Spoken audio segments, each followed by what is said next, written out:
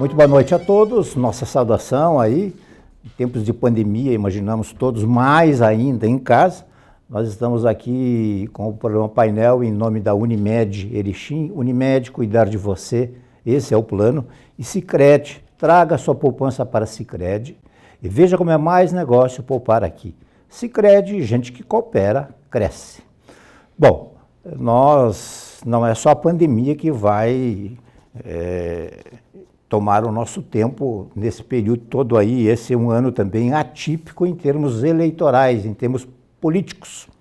É um ano de eleições municipais e quem é do meio político mais sabe que uma eleição municipal ela é um pouco mais acirrada, encardida, envolve uma série de interesses de pessoas que estão muito mais próximas. Bom, o próprio Tribunal Superior Eleitoral, em função da pandemia, teve que tomar algumas decisões e tal, mas para falar, para jogar luzes sobre o que foi alterado ou não, nós estamos recebendo aqui prazerosamente a doutora Lilian Paula Fransman, que é juíza da 20ª Zona Eleitoral, aliás, a Zona Eleitoral onde está a minha sessão, onde eu voto, né? E estamos recebendo pela primeira vez aqui, doutora Lilian, seja muito bem-vinda aqui, boa noite.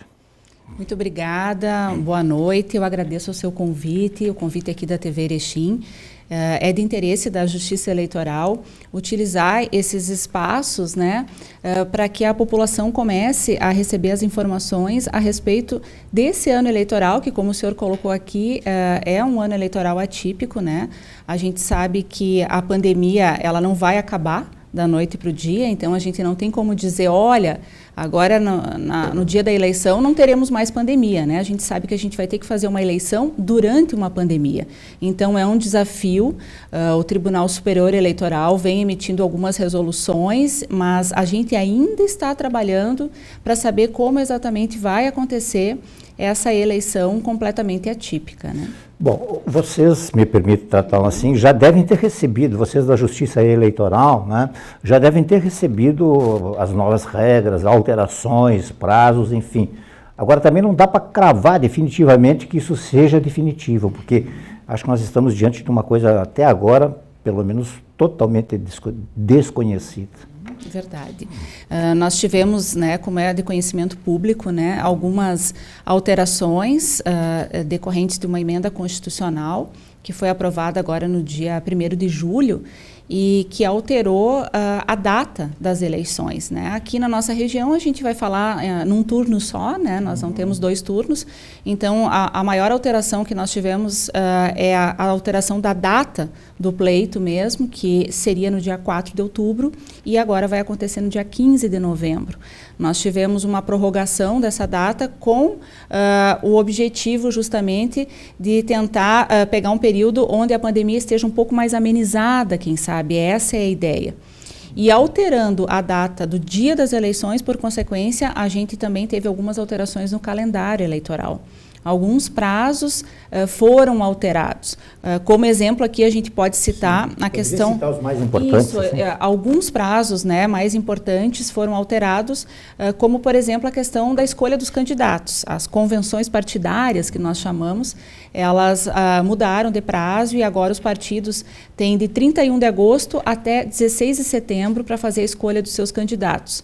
Se dispôs também que nesse período as convenções partidárias poderão ser virtuais, né? Conforme o estágio da pandemia em cada local, em cada cidade, os partidos podem optar por não se encontrarem fisicamente para evitar a questão da aglomeração e fazer a escolha dos seus candidatos de modo virtual.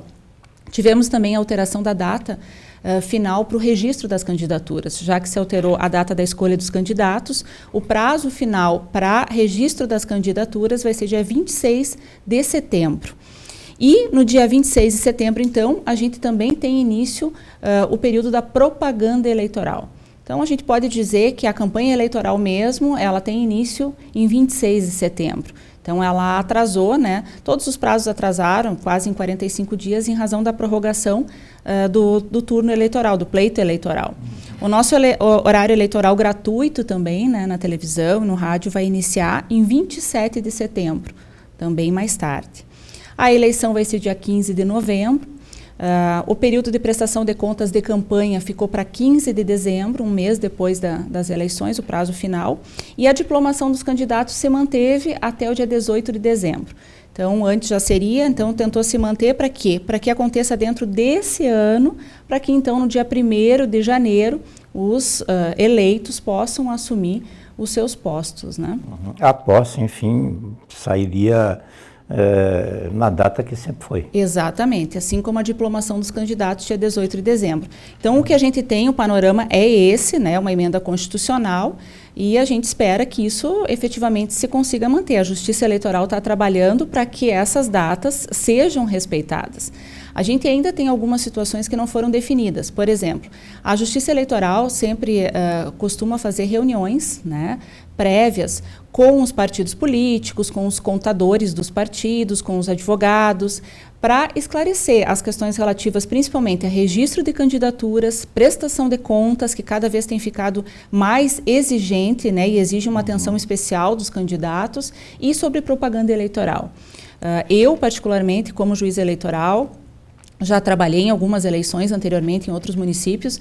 Eu sempre gostei muito das reuniões. Eu gosto bastante de me comunicar, de conversar, né, daquela questão olho no olho ali para a gente conversar e dizer isso pode, isso não pode, para depois não dizer que não avisamos, né?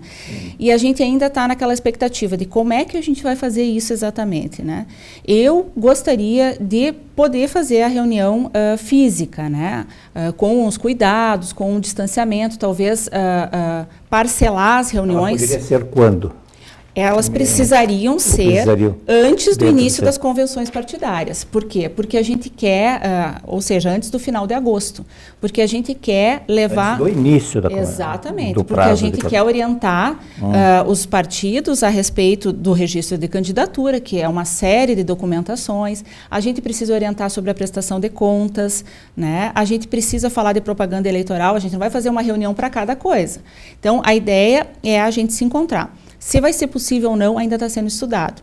Eu estou questionando junto ao Tribunal Regional Eleitoral se é possível a gente fazer essas reuniões, né, num espaço grande. Pensamos aqui na URI, né, que dispõe de auditório com bastante espaço, com as pessoas conseguissem manter um distanciamento uma da outra, com uso de máscara, com álcool gel, enfim, mas que a gente conseguisse fazer essa conversa de forma física. Se vai ser possível, eu ainda não tenho como dizer nesse momento. A gente está estudando, né? Não seria possível apenas uma ideia de se estabelecer uma espécie de limitação de partidos, de pessoas por partido? Sim, nós estamos pensando até, e aqui numa conversa mesmo, né? Porque a gente está estudando, não é nada definitivo, a gente está pensando, por exemplo, nesse ano, em a gente não chamar todos os candidatos. Né? A gente chamar o quê? Os representantes dos partidos, contadores e advogados, que é essencial, né? E chamar dentro do partido aquela pessoa que é a responsável por organizar a documentação, né? Porque não é o candidato necessariamente que vai fazer isso pessoalmente.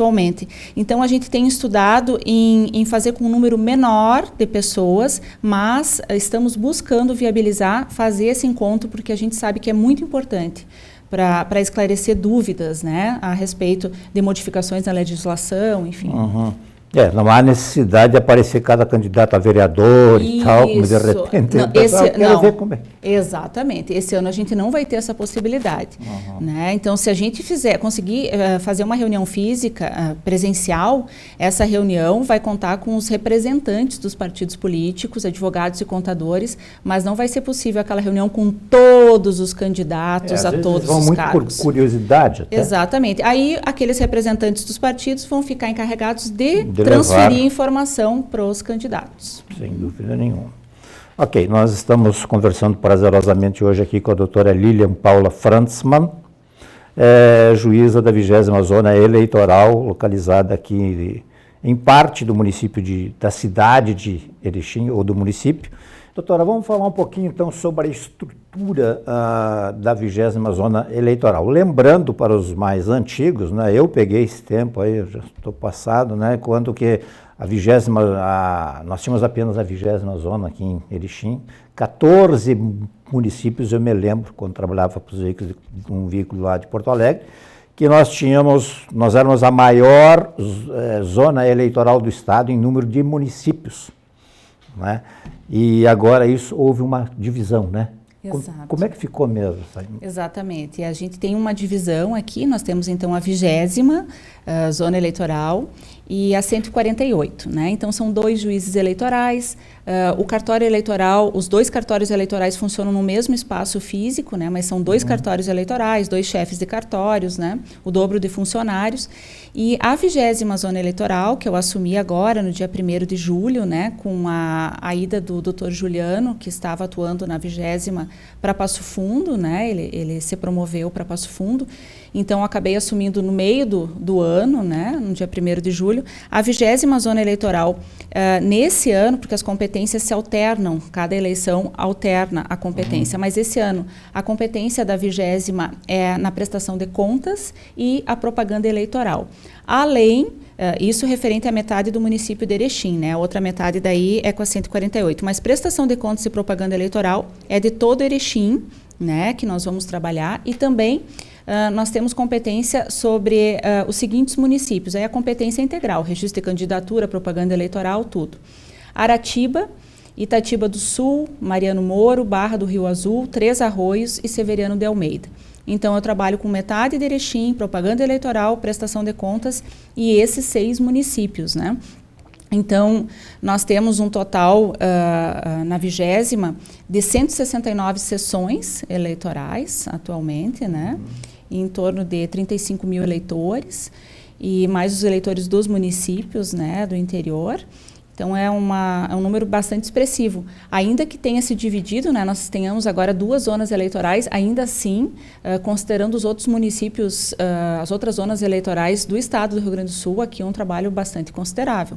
Eu nunca tinha pego como juiz eleitoral uma quantidade tão grande de municípios, né, para coordenar. Então, vai ser bem desafiador.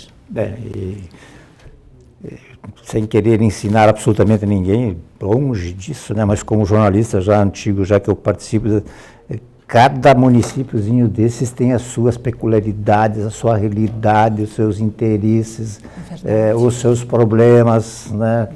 Que não são poucos, infelizmente, ao menos no passado, tomara que tenha mudado. Agora, para efeitos de Erechim, eu gostaria assim que explicasse.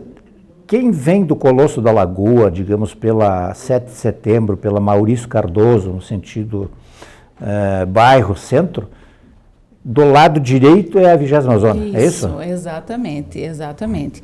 E essa peculiaridade que é trazida aqui dessas questões das eleições nos municípios pequenos serem bastante acirradas, é algo que as pessoas vêm me falando já, e ao menos eu estou aqui já... Não estou querendo colocar medo, eu estou aqui já há 1 ano e meio, então ainda bem que eu estou aqui há 1 ano e meio, né? E como juíza da 2ª Vara Criminal, a gente acaba trabalhando bastante com os municípios do interior, e como eu trabalho na área da violência doméstica, então a gente acaba tendo um contato com esses municípios assim bem de perto, né? A gente tem índices bem relevantes nesses municípios também na questão da violência doméstica.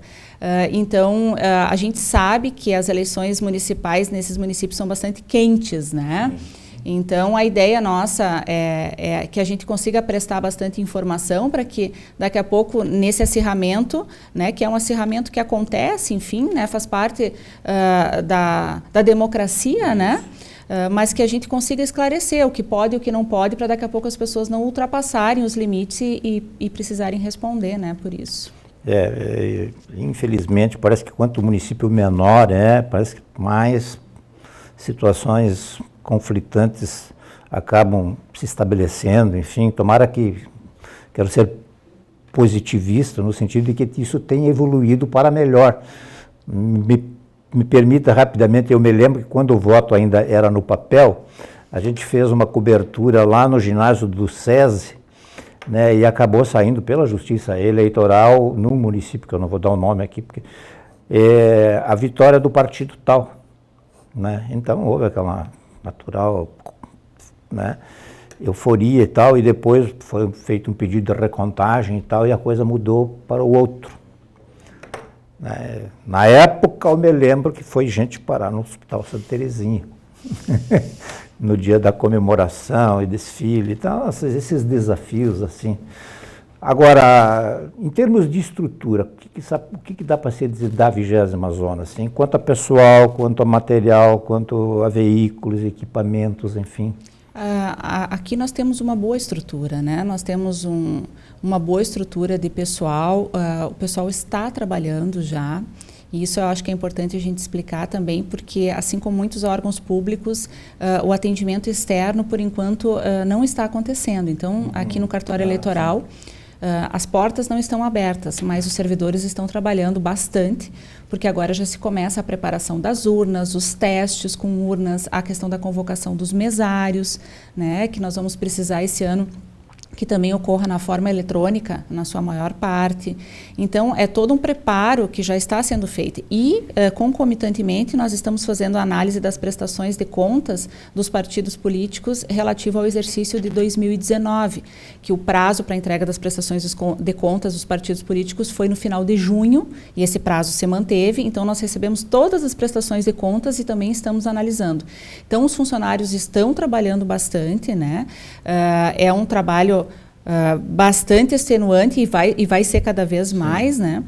E agora nós tivemos uma notícia que eu acho interessante a gente divulgar também, acho que algumas pessoas já sabem, no dia 14 de julho, o presidente do TSE divulgou a decisão de que nesse ano não se utilize a biometria. Sim, né? Essa pergunta. Essa é uma decisão, né, na minha opinião, absolutamente prudente, né, e considerando a pandemia. Por quê? Porque a biometria, né, como as pessoas sabem, ela exige que o eleitor coloque os dedos, né, no leitor para colher a impressão digital. E a gente sabe que isso é uma fonte de contaminação. Algumas pessoas têm uma digital que não é tão fácil, né, de ser lida ali no aparelho, então tem que colocar mais de uma vez, mais de um dedo. Então se decidiu que nesse ano, para evitar essa fonte de contaminação e para evitar a demora gera aglomeração, como nós vimos, né, nos outros pleitos que aconteceu, então foi abolida a questão do uso da biometria. Então a gente vai ter a votação como sempre foi antes, né? De que forma? A pessoa apresenta o seu documento com foto e depois no final assina no caderno de votação. Possivelmente o tribunal vai emitir orientação de que as pessoas levem as suas próprias canetas, né? Não que lá não tenha caneta, mas sim, justamente no sentido de evitar, tudo vai ser higienizado, os mesários vão receber EPIs, equipamentos de segurança, de proteção, mas a gente já vai orientar que as pessoas levem as suas próprias canetas, né? Então, a questão da biometria, que aqui em Erechim, até onde eu verifiquei aqui, nós tínhamos 88% dos eleitores tendo realizado a biometria, né? Não todos, portanto, né? Então, esse ano a gente não vai utilizar a biometria. Vai ser a eleição da forma que era antes, né? Para evitar justamente essa questão da contaminação. Mais um elemento aí, digamos, mais uma coisa, não do cotidiano, mas da vida prática que a gente tinha até então, do modelo, enfim, que se muda em função da... Os partidos políticos têm feito contatos com a justiça eleitoral, digamos assim, pedindo algumas informações, ou como é que já começou a aparecer isso? A sensação que a gente tem, assim, é que o pessoal ainda está meio, assim, assustado com tudo, né? Eu acho que havia uma expectativa ali até a aprovação da emenda constitucional de que acabasse se prorrogando para o ano que vem essas eleições. Então, eu acho que agora é que os partidos vão começar a se movimentar. A gente ainda não tá percebendo assim essa agitação. Eu imagino que agora, início de agosto, as coisas comecem a ter um movimento maior, né? É o que a gente espera. Por isso que a gente gostaria de fazer essa reunião, se não for possível presencial, de alguma forma virtual, para passar essas orientações antes de começar o período da escolha dos candidatos, né? Que seria, só para reforçar, que seria mesmo? Registro de candidaturas, prestação de contas e propaganda eleitoral também. Mas os prazos é de 31 de agosto inicia a escolha dos candidatos. 31 de agosto. Exatamente. E o registro é o dia 16 não, de setembro. O registro é até 26 de setembro. 26 de setembro, 26 não, 16. de setembro. É quando começa a campanha eleitoral, porque daí nós teremos os candidatos mesmo e vai se iniciar a campanha eleitoral, que esse ano nos últimos anos, a campanha eleitoral cada vez mais tem sido feita de forma virtual, né, pela internet. A gente tem uma utilização muito grande da internet, mas esse ano me parece que vai ser realmente o emprego da internet mais do que nunca, né? A gente vai precisar realmente utilizar esses meios para ter o contato, porque a gente sabe que em setembro a pandemia ainda vai existir e a questão das aglomerações elas vão ser limitadas até por legislações municipais, como já estão sendo, né?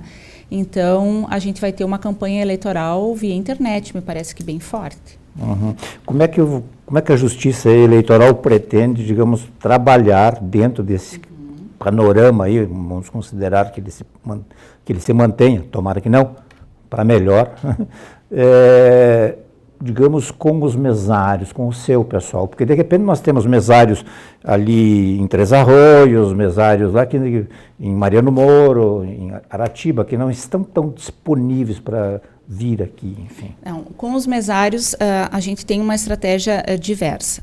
A gente ainda não sabe, não tem certeza se vai ser possível um treinamento presencial, né? A gente está estudando, está sendo estudado ainda para como é que a gente vai fazer. Tradicionalmente, os encontros com os mesários eram feitos nos municípios do interior, no interior. Então, a Justiça Eleitoral ia para lá e fazia lá o encontro com os mesários. Geralmente, nós chamávamos o presidente e o primeiro mesário, pelo menos 2 de cada mesa, para a gente poder passar as informações.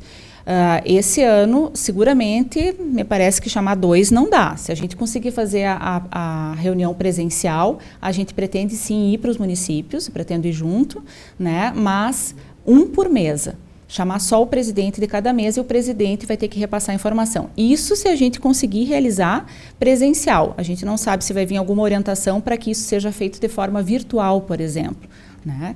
E, claro, a gente não tem a biometria, o que facilita, na verdade, o próprio trabalho dos mesários. Mas, por outro lado, a gente vai ter uma série de normativas técnicas de higienização, de cuidados que o mesário vai precisar ter no dia das eleições. Existe uma discussão, inclusive, agora, do TSE, no sentido, inclusive, de se ampliar o horário de votação. Então, nós também talvez tenhamos um ampliamento, se ampliar de 1 a 3 horas. Então, você pensa em ir até às 18 ou chegar até às 20 horas a eleição. Inicia às 8 da manhã e poderá ir até às 20 horas. Isso também vai gerar toda uma modificação, por exemplo, no valor que é dado para cada mesário para título de alimentação, né? A gente vai precisar aumentar esse valor, porque ele vai ficar ali um dia inteiro, vai ter que ter o custo com lanche, enfim. Enfim, então, a gente ainda está estudando como vai ficar. Mas, sem dúvida, a gente vai estar em contato com esses mesários, né? Para que a gente consiga passar as informações que a Justiça Eleitoral sempre passou no treinamento de mesários, né? Menos mal que esse é um grupo de pessoas que já tem uma certa experiência, né? Exatamente. E a informação que eu tive aqui de Erechim, dos municípios do interior, é que nós temos um perfil de mesário extremamente responsável e colaborativo. Recebi muitos elogios, assim, no sentido de que aqui os mesários, eles assumem a função.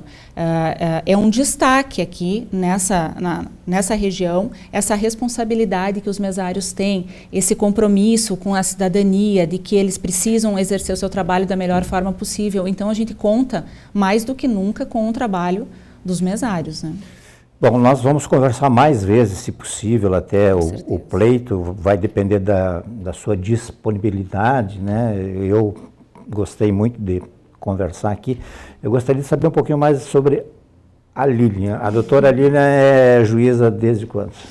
Eu sou juíza desde 15 de outubro de 2001. Eu sou de Chapecó, né? Sou vizinha aqui, sou da região. E a primeira comarca onde eu atuei foi Santiago, na fronteira oeste, né?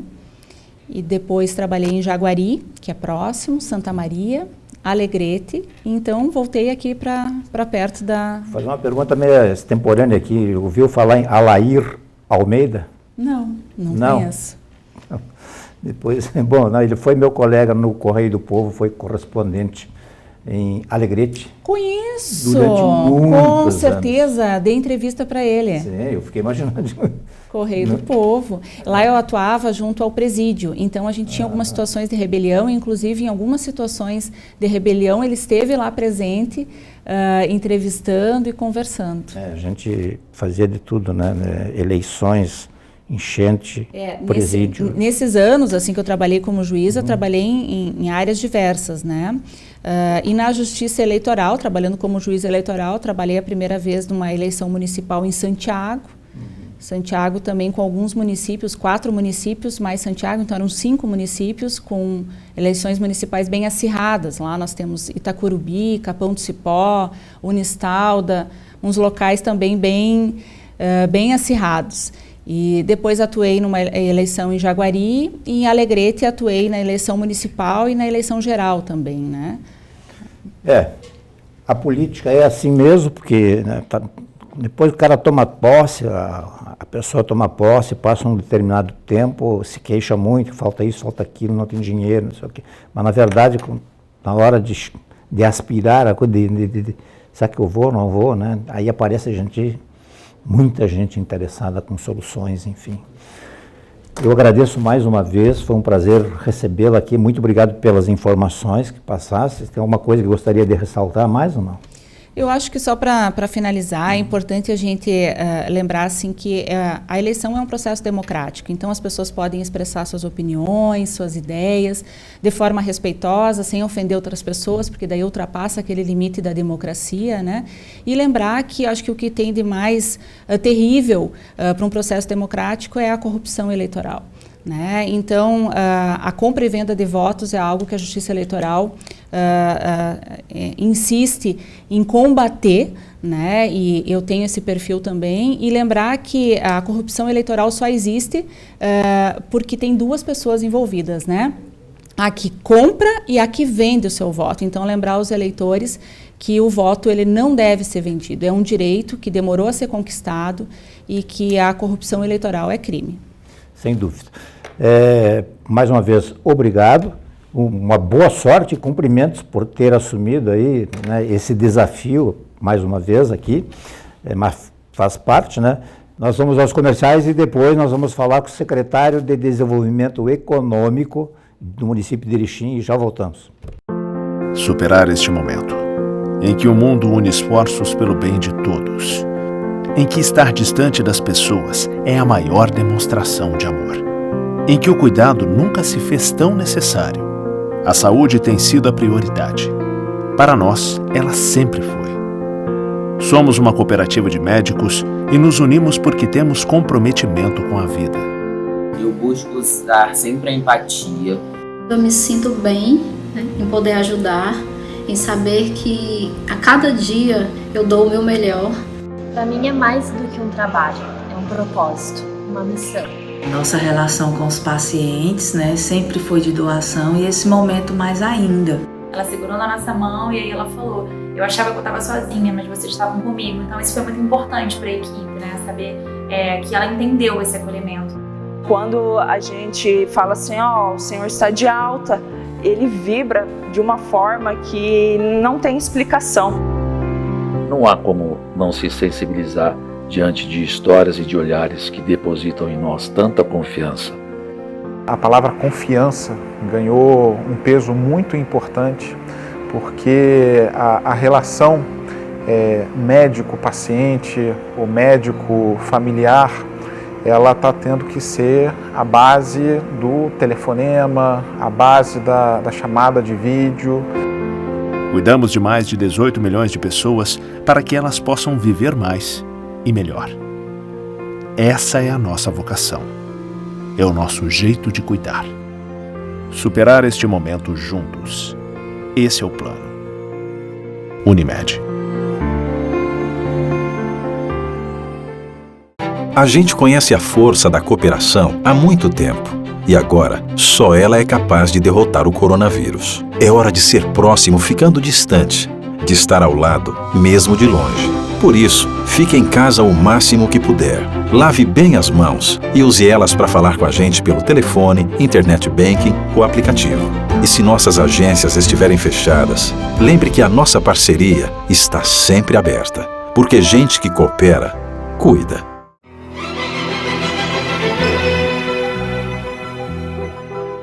Bem, então nós estamos de volta no nosso programa de hoje aqui. Na primeira parte ouvimos a doutora Lilian Paulo Frantzmann, que é juíza da 20ª Zona Eleitoral, e agora nós vamos passar para o Poder Público Municipal, recebendo com muito prazer aqui o secretário de Desenvolvimento Econômico e Agricultura, o senhor Altemir Barp. Muito obrigado por estar aqui.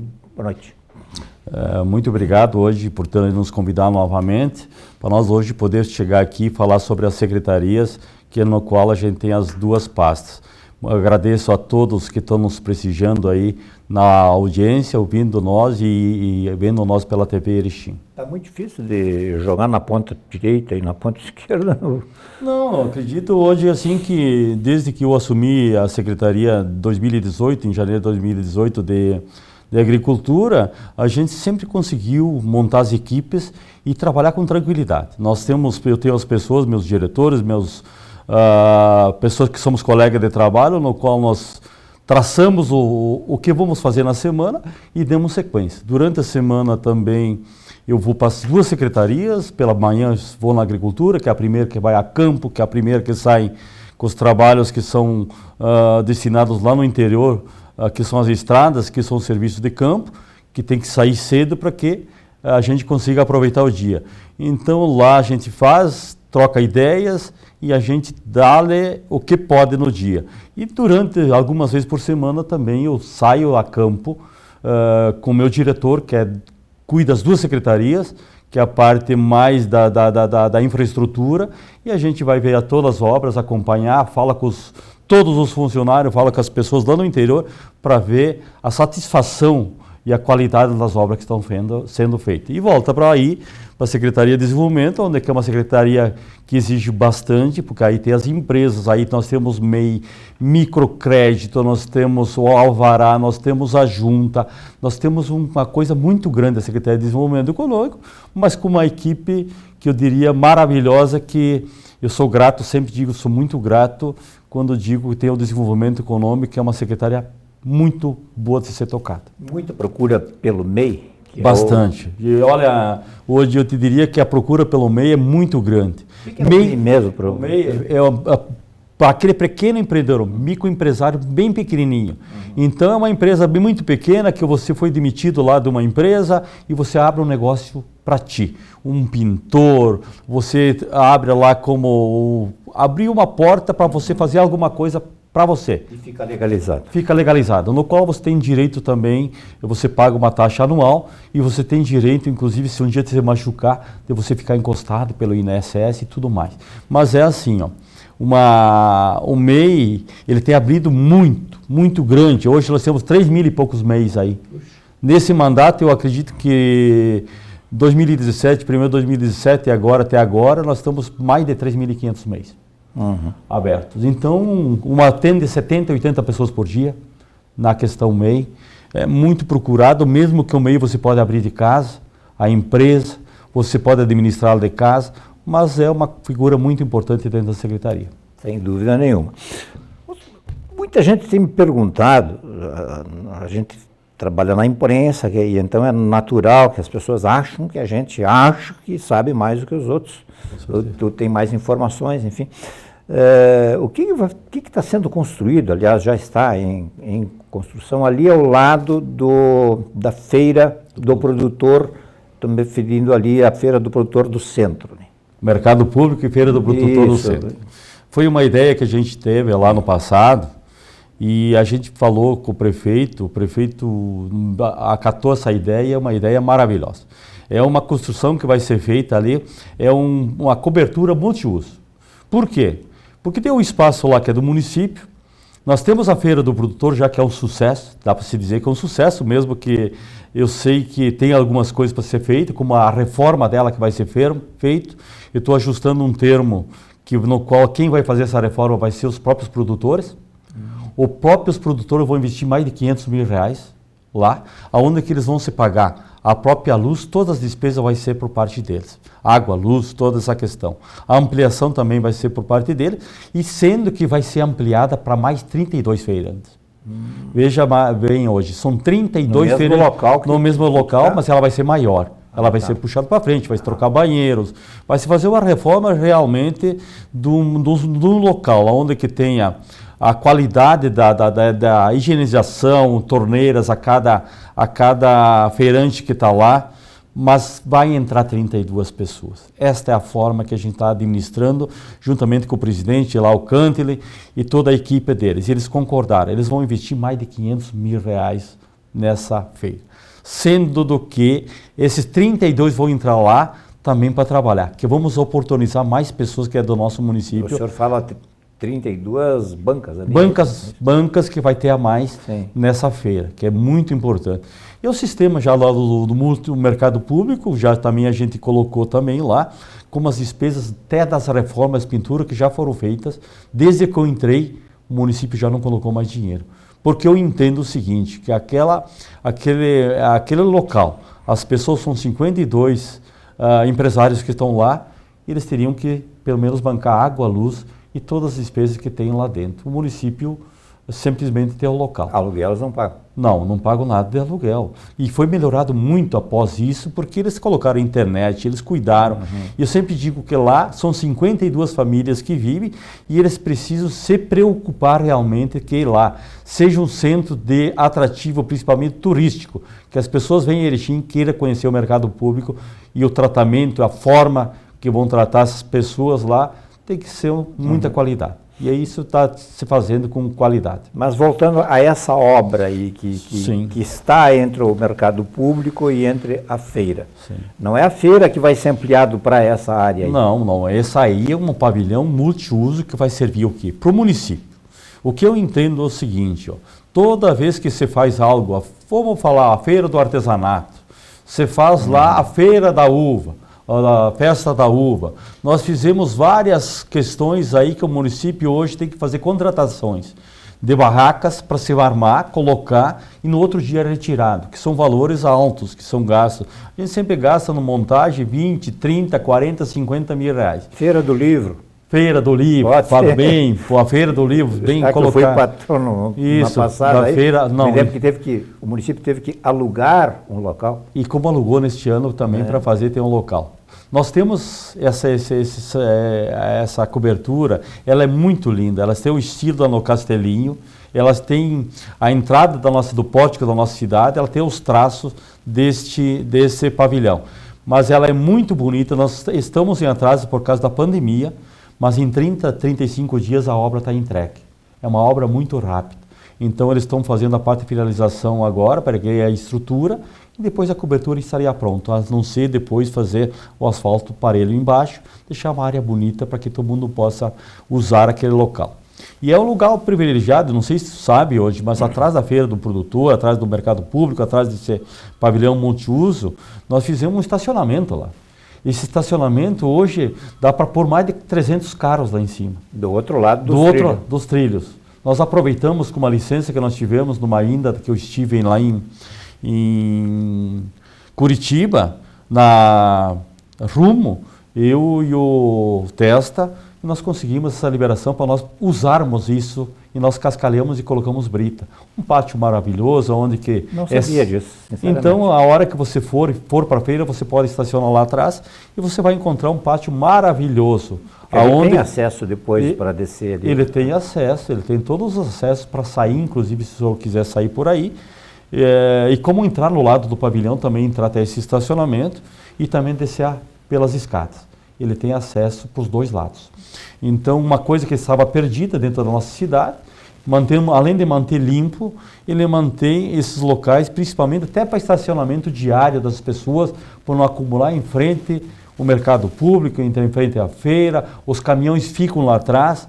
Eu acho isso ficou muito bonito mesmo, e a gente vai melhorando cada vez mais. Mas para descer ali dos trilhos, não tem escada? Tem escada, mas escadas feitas de... Se não vou descer lá, vou escorregar, vou... Não, você vai ver que tem uma escada feita, ela como você deve, é uma escada, e você quiser também não passar pela escada, pode ser pela lateral e você vai chegar lá no pavilhão também. O secretário é bem mais novo que eu, mas ali, onde é que ele se refere, nos meus bons tempos de criança, dá para ser um pouquinho mais, né? Ali era o campinho da ferroviária. Os mais antigos se lembra, era o famoso campo da Ferroviária, era um campo de futebol, de terra, né? E ali nos sábados a poeira levantava. O bicho pegava. Ali eu me lembro, olha, de uma confusão que deu uma vez lá, que tinha... Coisa feia. Alguém foi parar dentro de um braseiro lá, puxa, uma história até lamentável. Mas era um campinho muito usado. Assim, muito... Bom, secretário, a van veio há poucos dias, foi inaugurada, cumprimentos ao poder público aí pelo ter se mexido e ter possibilitado. Como é que vocês veem a chegada da van a Erechim? Eu sempre disse, hoje volto a dizer, as portas de Erechim, as portas para as empresas se instalarem estão abertas. A gente só não traz mais gente porque já procuramos, tem que ter interessados que venham para cá. Mas, após a chegada da van, e a van foi uma conquista que nós tivemos numa ida para a terra, que nós fomos até Brusque. Nós saímos num domingo à tarde, eu, o prefeito, o Araújo e o Rafael Ayub. A gente foi em busca da van. Naquele dia que nós chegamos lá, o que vamos levar? Um dia antes eu pedi, o que vamos levar para mostrar pro Luciano da van? Daí nós montamos um trabalho feito pela comunicação muito rápido, onde levamos um pendrive da nossa cidade, mostrando a nossa cidade, o número de habitantes, as empresas, o bairro industrial, o que nós temos de bom na nossa cidade. Que eu acho que isso é uma coisa que o município tem que gastar um bom dinheiro e fazer um trabalho muito bom em divulgação para que quando alguém vai viajar para outros países que leve a nossa marca, que é Erechim. E a gente naquele momento tratou da van e desde aquele momento eu tive a certeza que eles viriam para Erechim. Eu sempre fui muito otimista. Tinha o filho Luciano, Lucas, que é filho do Luciano, e ele disse, pai, nós temos que investir em Erechim. Ele abriu os olhos do Luciano, o empresário, com uma visão, aonde ele disse, bom, vocês estão de Passo Fundo a 74 quilômetros, vocês estão de Concórdia a 45 quilômetros, vocês têm 32 municípios ao redor de vocês. Ele já olhou tudo isso. Ele disse, é um belo local para se investir. Nós vamos investir em Erechim, só passar do tempo nós vamos investir. E ele veio, investiu na maior loja do Rio Grande do Sul até agora. E ele me disse, que eu estive pessoalmente no dia após a inauguração, que ele me disse, Barpe, eu não vou construir nenhuma loja no Rio Grande do Sul maior do que essa. Essa é o tamanho da loja maior que tem e as outras podem ser igual, mas não maior do que a nossa. A vinda da van traz algumas coisas talvez negativas, que talvez o comércio entenda da forma que vai prejudicar. Até no primeiro momento eu acredito que pode até prejudicar.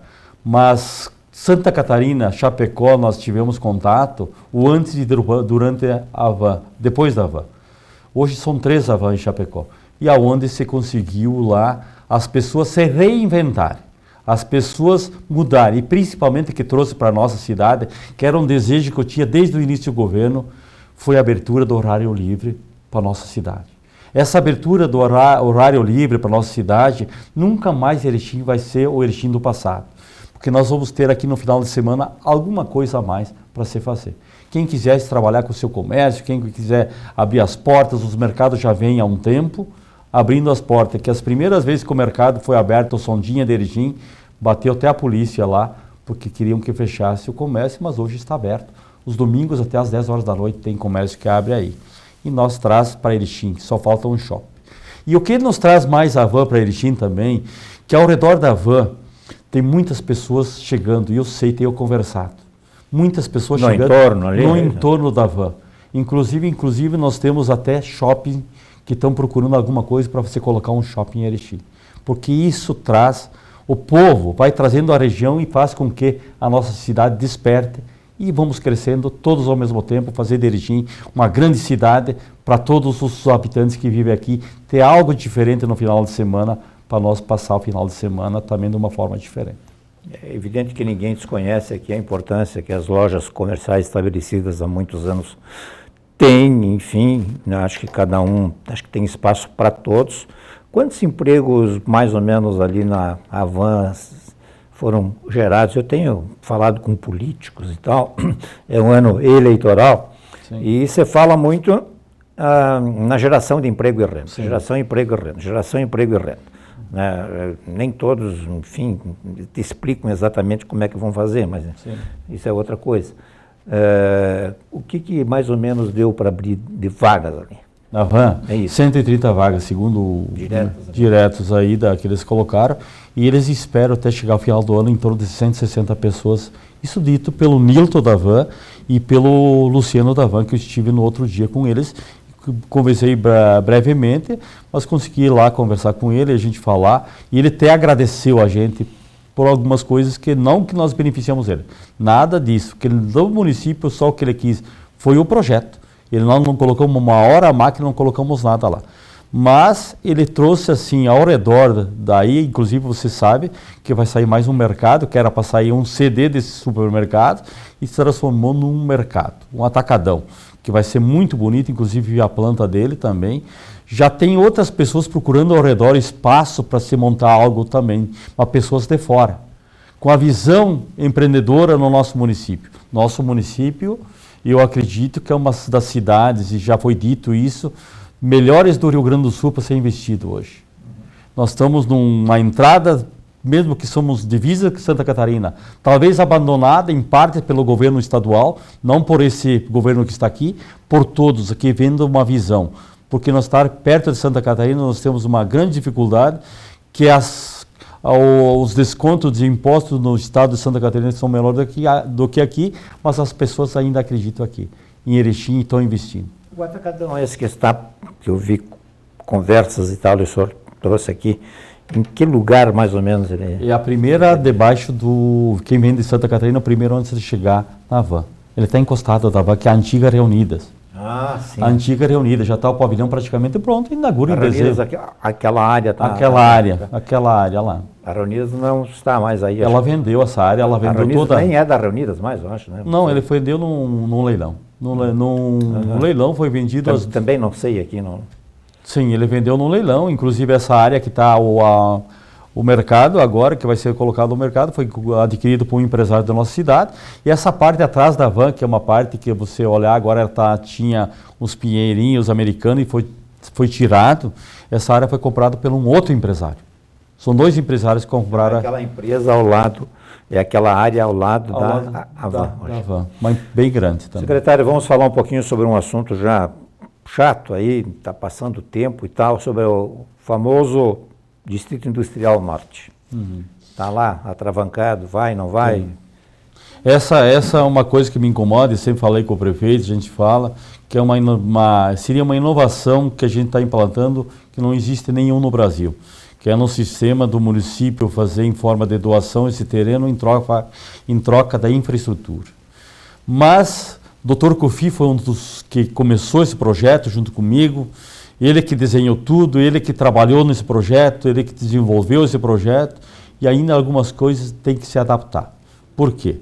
É uma coisa diferente, tem que ver o que pode e o que não pode. Nesse momento nós trocamos uma área desse distrito industrial da Visorge com a Plax Metal para fazer a entrada pelo São Roque também, que nós tínhamos só uma entrada pela 153, pelo trevo 153, e agora nós temos uma entrada pela São Roque. Isso que é importante, porque eu via como que um distrito industrial só com uma entrada, eu previa que isso logo mais, eu acredito nos primeiros anos aí, deve ter esse asfalto que liga a Cristalina, a São Roque lá em cima com um trevo lá embaixo, que é acesso principal de quem vem de Santa Catarina para entrar na nossa cidade. Então, automaticamente ele entraria no distrito da Visorge e do Distrito Norte. Nós temos alguns impasses. Ontem mesmo nós estávamos sentados com o jurídico da prefeitura e decidindo como relançar o edital em 3 partes daí. Porque se nós fizer 243 mil metros, nós temos que vender todas elas ao mesmo tempo, porque senão ficar pela metade não tem como fazer o Distrito Norte, porque tem toda a infraestrutura que tem que ser posta nesse distrito, água, luz, asfalto, o calçamento que venha sendo feito, de uma forma que tem que ser, todos têm que pôr o dinheiro para se fazer isso. Hoje o valor daquele distrito estaria em torno de R$ 57,00 o metro, com a infraestrutura toda montada, o distrito completo. Então, se você pegasse 10 mil metros quadrados, você pagaria 570 mil reais desses 10 mil metros, mas com água, luz e asfalto. Nós estamos tentando relançar o edital para que as pessoas contemplem 3 etapas. Então, a primeira, vamos lançar uma vez a primeira, que seria 67 mil metros, e as outras em 2 etapas depois, posterior a isso. Mas tem entraves, tem dificuldade, tem o jurídico que está vendo o que pode e o que não pode, da forma que a gente consiga relançar isso e que dê certo. Mas, eu diria, é uma área magnífica, uma área muito boa e precisa sair do papel. Que impactos a pandemia ela procurou, ela provocou até agora, digamos assim, em termos financeiros, enfim, de emprego, de desemprego, especialmente na sua área? Na área da que seria as indústrias, comércio e serviços, que são os principais que nós temos pela Secretaria. E hoje, se nós falarmos, algumas empresas tiveram dificuldade, algumas empresas vão fechar, lógico, de vários segmentos, pequenas, grandes. Grandes, assim, eu vejo alguma que outra, mas a maioria delas conseguiram sobressair. Até porque muitas delas estão ampliando ao mesmo tempo. Eu nunca tive procura, através do desenvolvimento econômico, de ampliação de tantas empresas querendo ampliar ao mesmo tempo. Nós tivemos aí, nesse momento, aí, várias, se você vier de Getúlio para cá, você vê quanto investimento tem feito novo nesses últimos tempos aí. Quantas empresas se instalando na entrada lá, que vai ser eu diria, um cartão postal na nossa entrada de Erechim, vindo de Getúlio. Nós temos a entrada que vem de Santa Catarina, chegando a placas de metal aí, com a pilha hidráulica indo para lá agora, que comprou um terreno, e mais 2 empresas comprou terreno à beira do asfalto para que ampliar os negócios dele. São ampliações de negócios muito grandes. A nossa cidade está sofrendo, claro, com o desemprego está sofrendo. Eu sei de uma contabilidade que teve por ele, a maior contabilidade que teve no município, que tem, acho, dentro do município, que teve 2.000 desempregados, através dessa pessoal que faz a contabilidade. Claro que os números ainda não se tem um número exato de desemprego, mas existe número de desemprego também. Mas existe muita gente aí que eu falei do MEI, encontrando saída, buscando, porque são profissionais que têm qualidade, profissionais que sabem o que estão fazendo e eles estão indo para a área que eles estavam. Então, desenvolvendo e achando alternativa. Nosso município teve a diminuição da arrecadação? Teve, mas não é numa maneira tão grande assim que, graças a Deus, estamos conseguindo investir, tem dinheiro para você investir na nossa cidade ainda. O secretário Altemir Barp já se licenciou, ainda não, que está com o secretário aqui, vai se licenciar, ou concorre busca algum cargo eletivo em novembro? Não. Hoje, a minha época de me licenciar teria que ter saído, automaticamente teria que ter saído, se fosse para ter ido para a executiva e mesmo para candidato a vereador, né? Mas o prazo foi espichado agora. Mas esse prazo não condiz nada com essa questão, não. Isso não tem como voltar para trás. Se eu tivesse que dizer, vou concorrer hoje, eu não posso mais concorrer candidato. E também eu fui procurado para concorrer a candidato, mas disse que não seria o meu momento para ser candidato a prefeito nem a vereador. Eu só estou aí para ajudar e fazer um trabalho bom aí que é o nosso município. Entrei dia 1º de janeiro de 2017 e vamos entregar o cargo, se o prefeito não me colocar para a rua ou eu pedir para sair, é lógico, né? Até dia 31 de dezembro, quero entregar, estar junto com o prefeito entregando aquilo que a gente assumiu lá no início e se comprometeu em fazer pelo município. Nós temos 1 minuto, o que o senhor gostaria de ressaltar mais? Eu só gostaria de dizer que a nossa cidade sempre está de portas abertas e cada vez mais.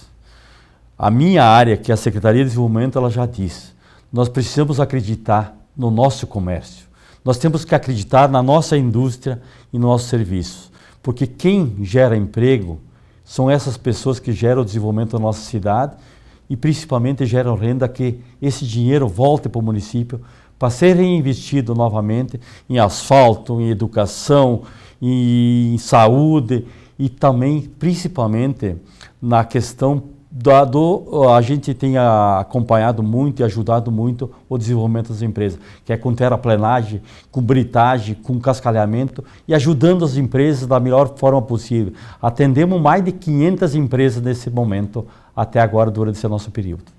Ok, eu agradeço mais uma vez o senhor ter saído do trabalho para dar uma entrevista aqui. Obrigado. Altemir Barp, secretário de Desenvolvimento Econômico e Agricultura, e lhe desejo sorte, afinal tem mais 6 meses de trabalho ainda. Muito obrigado, sinceramente obrigado, fico grato, e a todos os telespectadores um grande abraço. A todos aí de casa também muito obrigado, boa noite e até uma próxima.